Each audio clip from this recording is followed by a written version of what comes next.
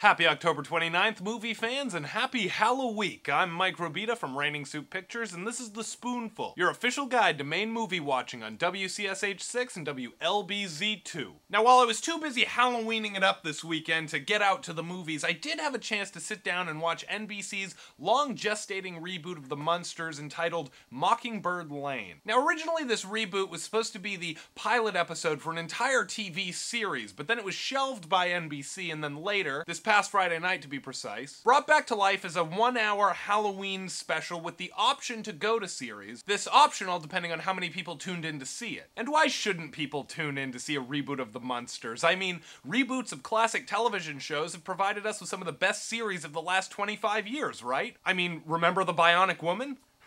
No? Okay, how about Charlie's Angels?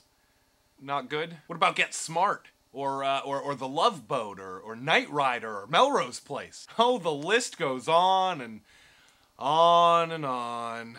But what Mockingbird Lane has that these other reboots didn't is a fresh perspective. This Munsters reboot is not, I repeat, it most certainly is not, just a walk down memory lane for the nostalgic, no. While I'm a fan of the classic Munsters show, it never really dealt with the fact that they were monsters living in a human world. At least not in a realistic, eerie, and gruesome way. For instance, you have to remember that Herman Munster is a Frankenstein-esque monster who is pieced together by various parts of various different people. And maybe I'm forgetting something, but I don't remember the original Munster family ever having to lure unsuspecting victims to their house in order to kill them and harvest their organs so that Grandpa could replace Herman's failing ones. I also don't recall Grandpa and Lily drinking all that much blood, and certainly never equating their bloodlust to alcoholism. And finally, after almost 50 years, we get to see what Eddie's pet Spot looks like. The reboot stars Jerry O'Connell as Herman, Portia de Rossi as Lily, and my personal favorite comedian Eddie Izzard as Grandpa. This reboot, honestly, is a lot of fun. It's spooky and gruesome with plenty of blood and guts to go around, but not so much that it causes you to lose your ability to laugh and enjoy the company of the lovable Munster family. Mockingbird Lane is currently available to watch for free on Hulu, and I encourage each and every one of you to do so. Not only to get in the Halloween spirit, but in hopes that this additional online viewership might result in bringing this amusing and grisly, macabre, suburban fairy tale back to the small screen. So for those of you following along with the Spoonful's 31 Days of Halloween Movie Challenge, tonight's pick is